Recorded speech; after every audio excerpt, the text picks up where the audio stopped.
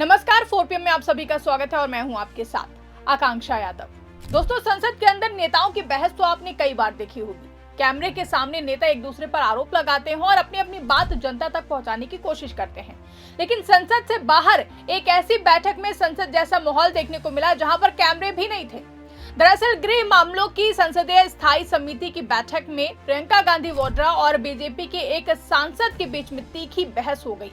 हैरानी की बात यह है कि जिस दिन बंद कमरे में ये बवाल हुआ, उसी दिन इसी मामले को लेकर के सुप्रीम कोर्ट में भी जोरदार बहस हुई। तो आखिर प्रियंका गांधी ने ऐसा क्या मुद्दा उठा दिया कि बीजेपी सांसद विरोध करने लगे? सुप्रीम कोर्ट में क्या हुआ और बीजेपी बार बार इस मामले को सब ज्यूडिस बता करके क्यों बचती हुई नजर आ रही है? एक एक करके आपको पूरी कहानी समझाने की कोशिश करते हैं। तो मंगलवार को प्रियंका गांधी और कांग्रेस सांसद अजय माकन गृह मामलों की संसदीय स्थायी समिति की बैठक में पहुंचे थे।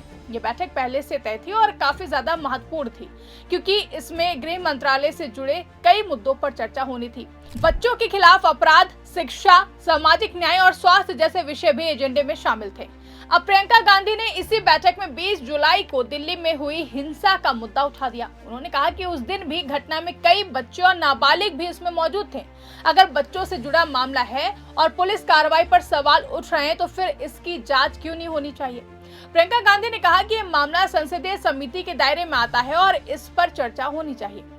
लेकिन जैसे ही उन्होंने ये मुद्दा उठाया, बीजेपी के एक सांसद ने इसका विरोध कर दिया। बीजेपी सांसद की तरफ से आरोप लगाया गया कि प्रियंका गांधी इस मुद्दे पर राजनीति कर रही हैं। बस फिर क्या था, बंद कमरे की बैठक में माहौल इतना ज्यादा गर्म हो गया कि प्रियंका गांधी और बीजेपी सांसद के बीच में बहस शुरू हो गई। प्रियंका गांधी के बगल में बैठे अजय माकन भी इस बहस में शामिल हो गए। देखते ही देखते दोनों पक्षों में तकरार बढ़ गई और बैठक में बिल्कुल ही संसद जैसा माहौल बन गया। मामला बढ़ता देख समिति के अध्यक्ष राधा मोहन दास अग्रवाल को बीच में हस्तक्षेप करना पड़ा। उन्होंने दोनों पक्षों को शांत कराया और कहा कि 20 जुलाई का मामला सुप्रीम कोर्ट में चल रहा है, इसलिए ये मामला सब ज्यूडिस है और इस पर समिति में बहस नहीं होनी चाहिए। उन्होंने कहा कि बैठक जिस एजेंडे के लिए बुलाई गई है उसी पर चर्चा की जाए। अब दोस्तों, यहीं से बीजेपी के लिए बड़ा सवाल खड़ा होता है, क्योंकि 20 जुलाई के मामले पर बीजेपी लगातार सब ज्यूडिस का तर्क देती रही है, यानी कि जब मामला सुप्रीम कोर्ट में है तो उस पर दूसरी जगह चर्चा नहीं हो सकती।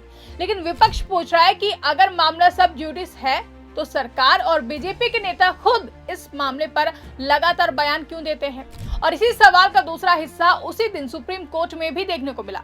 मंगलवार को सुप्रीम कोर्ट में चीफ जस्टिस सूर्यकांत की बेंच के सामने 20 जुलाई की हिंसा से जुड़े मामले की सुनवाई हुई।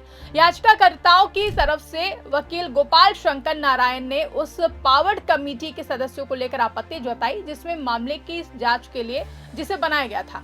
उनका कहना था कि कमेटी में शामिल कुछ सदस्यों को लेकर के उन्हें आपत्ति है। इसके जवाब में सरकार की तरफ से सॉलिसिटर जनरल तुषार मेहता ने कड़ा विरोध किया। उन्होंने कहा है कि ये कोई राजनीतिक मंच नहीं है और याचिकाकर्ता खुद तय करने की कोशिश कर रहे हैं कि कमेटी में कौन होना चाहिए। इसके बाद चीफ जस्टिस सूर्यकांत ने भी कमेटी के सदस्यों के नाम पर आपत्ति जताने को लेकर सवाल किया।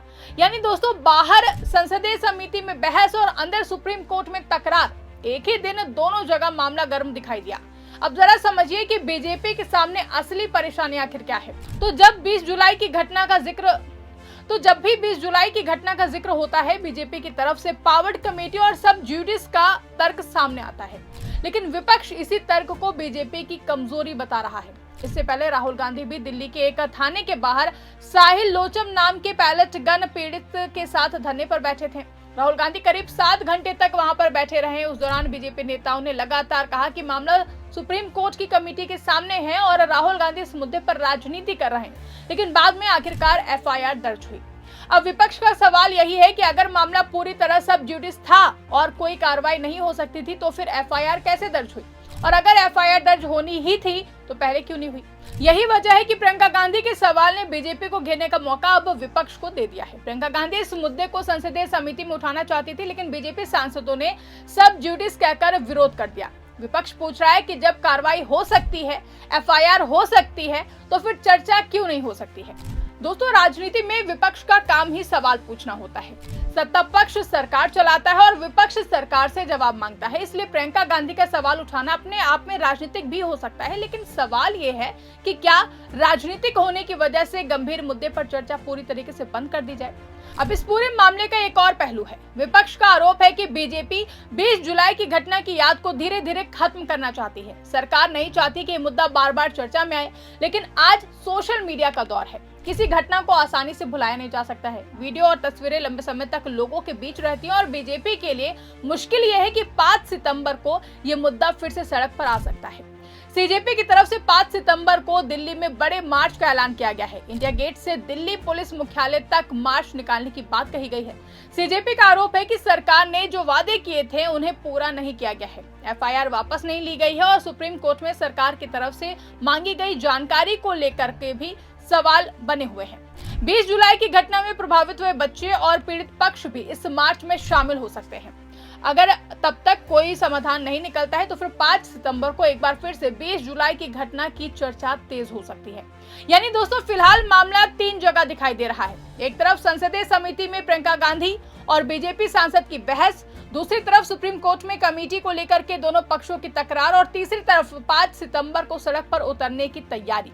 बीजेपी के सामने सबसे बड़ा सवाल यही है कि क्या हर बार सब ज्यूडिस कहकर इस मामले को टाला जा सकता है। अगर मामला अदालत में है तो अदालत अपना काम करेगी, लेकिन विपक्ष और जनता अपने सवाल तो पूछ ही सकती है। अब देखना होगा कि सुप्रीम कोर्ट की पावर्ड कमेटी आगे क्या करती है, सरकार क्या कदम उठाती है और 5 सितंबर के मार्च से पहले क्या कोई समाधान निकलता है। क्योंकि दोस्तों, प्रियंका गांधी और बीजेपी सांसद की बंद कमरे में हुई ये बहस सिर्फ एक बैठक की बहस नहीं है, बल्कि इसके पीछे 20 जुलाई की घटना, पुलिस कार्रवाई, एफआईआर और सरकार के जवाब जैसे कई बड़े सवाल जुड़े हुए हैं। अब आने वाले दिनों में ये मामला और भी ज्यादा गर्म हो सकता है। आपको क्या लगता है दोस्तों, क्या प्रियंका गांधी का संसदीय समिति में 20 जुलाई का मुद्दा उठाना सही था? क्या बीजेपी का सब ज्यूडिस वाला तर्क सही है? और क्या 5 सितंबर का मार्च इस मुद्दे को फिर से बड़ा बना देगा? जो भी आप सोचते हैं कमेंट करके अपनी राय हमें जरूर बताइएगा। फिलहाल के लिए इस खबर में बस इतना ही। अगर खबर पसंद आई हो तो इसको ज्यादा से ज्यादा लाइक करें, शेयर करें, चैनल को सब्सक्राइब करना ना भूलें और देखते रहिए 4PM न्यूज नेटवर्क।